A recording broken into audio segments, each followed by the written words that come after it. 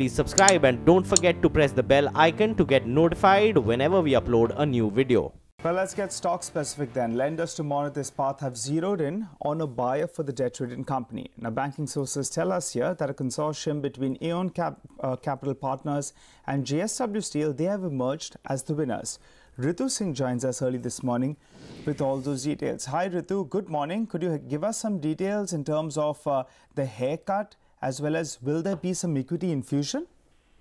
Good morning, Nigel. Yes, in fact, there will be a haircut as well as equity infusion, both as part of this deal. Remember, we had reported that Aeon JSW emerged as the sole bidder for Monnet Ispat, and now, after a couple of months of deliberation, banks have finally given an in-principle approval for Aeon JSW to take over Monnet Ispat, and this only after Aeon JSW revised their previous offer by offering an additional 6% equity to what they had originally proposed. So now the plan involves about 3,700 crores in payout, of which about 2,700 crores will be in cash and about 1,000 crores as equity, both of which will be given to banks. This compares to about 2,200 crores of liquidation value. So the offer is, above the liquidation value, not really very close to it as the bankers had feared. This also involves about 60 to 65% haircut as per the current plan that the bankers will have to take. But of course, there's that upside of equity that Aeon JSW will be infusing, where bankers have some sort of an upside to look forward to if the company's fortunes do turn around. There is a 10,000 crore debt that we're talking about. Banks are hopeful that all approvals will be done by February, which is when you should expect the deal to hopefully be closed. We wrote to both Monnet Ispat and JSW, but did not receive any comments on the story. Okay, all right, Ritu. Thanks very much for that. Well, moving on to earnings then, Tech Mahindra reported a strong Q3. This quarter, their margins were the key improvement and the key highlight this time round. Naveen joins in to take us through the performance. Naveen. So the key highlight, Ekta, being that the turnaround that has been seen in the telecom business, as well as the growth momentum that has been growing steadily in their enterprise business. As you clearly pointed out, margins, they have been an outlier in terms of the overall IT pack, in fact. But revenues, they have also grown on the back of the recently acquired IP partnerships that the company has been doing. Now, talking about the numbers specifically, in terms of the dollar revenue growth, the growth that we have seen is almost 2.5% on a quarter-on-quarter basis. So that has been steadily in line with what the street was expecting. In terms of the EBIT margins, the company has done an EBIT margin of 12.8% versus a 10.6% EBIT margin QOQ. Remember, the expectation on the street in terms of the EBIT was close to 11.9%. So that is a good beat of close to 70-80 basis points. Also, net profit has come in at around 950 crores. Remember, we were expecting a net profit on around 775 crores. This, despite that the forex gain has been around 100 crores versus 227 crore on a quarter-on-quarter basis. Credit Suisse, they expect a turnaround to continue going ahead, and FY19 seems to be quite positive for the company. Expect the stock to be in green in today's trade. Back to you. All right, you're looking like a happy man, Naveen. Thanks so much for joining in and giving us all those details. But on that note, let's hear out the management of Tech Mahindra. I'm happy but not satisfied. There is a lot more to be done. Clearly, we are happy because we added 430 basis points in the last 3 quarters. That we have added 180 basis points quarter on quarter in margins speaks that all our efforts towards increasing utilization, increasing productivity, increasing automation are yielding results. So happy, but we'll do better. I'm happy that we have done a lot of right sizing, a lot of optimization in our telecom portfolio, and we are now ready for the future growth or future consolidation in the telecom business. Okay, well, that's on TechM, but Naveen has a busy day. IOC is on our radar as well, as it will be reporting its third quarter numbers. Naveen, what is the expectation? So for the IOC, the expectation is that we will be seeing a good quarter. But talking about the overall sector, 2-3 key things that we'll be watching going ahead with the OMCs who will be posting their numbers. So one, in terms of the marketing margins, they seem to be under pressure for the overall OMC pack, given the fact that the price hikes, they haven't been able to push that ahead. On the other hand, inventory gains is something which will be keenly watched. We don't have a clear idea in terms of what will be the exact inventory gains, but that is something that we'll be clearly watching. Now, talking about IOC numbers, in terms of the revenue, steady growth of 31%, but the company will be able to maintain margins around that 8% mark, despite of the fact that the marketing margins will be lower. Why? One key reason is for the company, the refining margins, that has been expected to improve given the efficiency and also lower base. Remember, in Q2, they had a shutdown in one of their refineries. Apart from this, also the throughput is expected to grow by almost 12% quarter-on-quarter basis, again on the back of a lower base. But again, there will be pressure seen in terms of the marketing margins. In terms of the GRM, we are expecting the GRM to grow by a meager 2% on around the $8.2 per barrel. Remember, the benchmark Singapore GRM, they have fallen by almost close to $1 per barrel, around $7.3. But overall, IOC numbers expected to be better than the other OMCs. Back to you. Okay, all right, Naveen. Thanks so much for joining and giving us those expectations. But moving on then to the auto pack, TVS Motors, they'll be reporting their set of numbers as well. Sonia joins in early this morning to tell us what to expect. Hi, Sonia. Good morning. I remember you always telling us, watch the margins, Nigel. Watch the margins. What are we expecting this time around? Well, similar trend again, Nigel. You know, TVS Motors is in a bull market of its own. It's had a phenomenal run. In fact, it just hit a lifetime high of 794 on the 2nd of January. The stock has gotten much more expensive than before, but that's because the margins have been on an improving trajectory. And this time around as well, I expect the numbers to be good. The volume growth was pretty strong this quarter, and we're expecting a revenue growth of around 20% to come in at 3,600 odd crores. The EBITDA jump will be almost 32% on a year-on-year basis. That will take the margins to 8% plus. Remember, the margin was in the 7 to 8% band for a very long time, but last quarter or the quarter before, they managed to break past that 8% mark, and now they're sustaining above that. And that's something that the street likes. So if they manage to hold margins above 8% despite higher raw material costs, that's something that the street will definitely cheer in trade today. The profits are expected to go up by about 31%. Now, if you look at the breakup, both motorcycles and scooters have done quite well this time around because of a few new launches that they have. So motorcycle volumes have gone up by almost 30% year on year. Scooter volumes have gone up by almost 21%. But the big breakthrough has come in the export volumes. So a lot of their key markets like Africa, etc., that were under pressure have now started to recover. So export volumes expected to go up by almost about 41%, and that will take their overall realizations higher as well. So I expect a good set of numbers, but do remember that the stock has seen a big rise lately. Okay, well, talking about global developments, the big thing that stood out is what is happening with bond markets. India is not alone in terms of the yields that have hardened across US as well as Europe. Lata joins in to give us more details on this. Lata. Well, actually, this global probably sell-off started sometime yesterday noon, but it wasn't noticed so much. We did see our yields inching up. The new 10-year was going towards 7.35, but then the economic survey, started. We started getting those flashes, and one of the statements that didn't go very well for the bond markets was that fiscal consolidation, general fiscal consolidation, state plus center, may take a pause. Those were the very words that the chief economic advisor used. People started finding more faults, or rather a rattled bond market started looking for other reasons to sell off, or at least not buy bonds. And then the fact that normally this economic survey makes a strong pitch for rates to be cut. Now, it's very fair that now there is no way that rates can be cut when inflation is at 5% and will go towards 6% because of base effect. But even the fact that the only quarter that was asking for, a pause in rates at least is not making any pitch on their behalf. It was a welter of things, and there was a detailed explanation on why the bond market is confusing the market borrowing number with fiscal deficit. I mean, the bond market was in no mood to listen. They don't want to buy, and these explanations were only, putting them off in terms of no help coming from the government or the Reserve Bank in terms of a support for bond yields. But it was only later in the day we realized that probably the market was getting unnerved by this global sell-off in bonds. Now, for the first time in, I think, 11 years, we distinctly saw so many market commentaries talk of the word inflation. For the last 10 years, it was deflation that has rocked the markets. For the first time, we heard inflation commentaries, whether you read bond commentaries, whether you read stock commentaries or FX commentaries. And of course, it's not just inflation fears. For the US markets, it's also weak dollar, which means imported items are expensive. So that also pushes up inflation. And therefore, 2.72 on the US 10-year, a level we have not seen in 4 years. And that became a global contagion. Okay, all right. Thanks so much for that, Latha. Well, moving on, Bharat Financial will also be reporting its Q3 numbers today.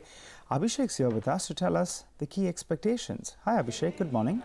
Good morning, Nigel. So if you look at the disbursement in rural sector, that has been strong. We saw with the results of M&M Financial. So expect disbursal to be strong for Bharat Financial as well. Now, analysts expect the NII and PAT growth to be the highest growth rate in last 4 quarters, wherein the NII estimated to grow at 41% and PAT about 10.5% YOY. Gross NPA was at 5.2% in the previous quarter. Any improvement there will be very positive. We need to check in on the rising interest rate, impacting their cost of funds, because they are the lowest lending rate based MFI in India right now. So based on that, we'll be watching out for disbursal, gross NPA and net interest margin. Back to you. Okay. All right, Abhishek. Thanks very much for that. Well, moving over now from financials to the FMCG space, Emami reported its third quarter numbers yesterday. Manglam is here to give us more perspective on it. Well, Ekta, those numbers were a bit of a miss. When the frontline numbers were reported, we thought, the company may have some positives in the granular details, but went through the presentation and it looked like a miss. The volumes, they grew by 6%. We were expecting a 12% number, given we were working with a flat base. So the domestic adjusted revenue grew by 10%, reported revenue by about 4%. We were working with about 15%, so there is a miss out there as well. EBITDA growth of 2.5% was also something which we weren't expecting. It is below estimates. So this tells you clearly that there is a lot of stress still in the wholesale as well as the rural sector, something that all the FMCG companies have been telling us, but Emami more so, because 50% of their revenues do come from the rural and the wholesale channel. If you take a look at the products as well, the one that did not do well was Kesh King, which was down about 20% in terms of its revenue, and that is because 100% of Kesh King sales come through the wholesale channel. So it tells you some sort of weakness out there. It will be very interesting to see how this trend pans out, but for today, expect some red, given the street was working with high expectations. All right, Manglam, but sticking with the FMCG pack, then Godrej Consumer, they'll be reporting their third quarter numbers today. What do we expect out there, Manglam? Godrej Consumer, you expect a good set of numbers because, we're working with a fair base in the domestic business, and they also have the cushion of international business. About 50% of their revenues do come from the international business. So the important thing to watch there, 12 to 13% volume growth coming in the domestic business, led because of a low base and the new products that the company is launching. Domestic uptick in soaps, hair colors, as well as the others is something we'll be watching out for. What I'll be particularly watching out for is the sequential improvement in Indonesia. There was a lot of competition out there.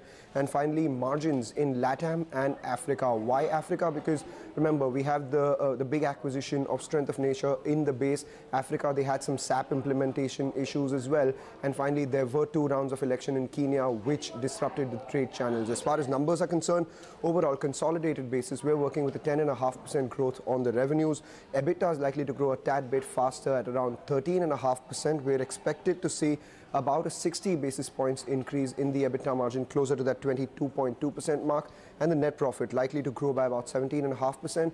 413 crore rupees is what we're working with. Again, domestic volume growth 12 to 13% is what we're expecting. In the individual domestic segments, working with a 20 to 25% growth in soaps, 15 to 18% growth in hair colors, and for household insecticides, we're working with just 8 to 10% because of more rains in South India, and Jyoti Laboratories too reported a decline in their household insecticides business. Okay, all right, Manglam, thanks very much for that. Well, BEL will also report its Q3 numbers today. Nigel, what are the expectations?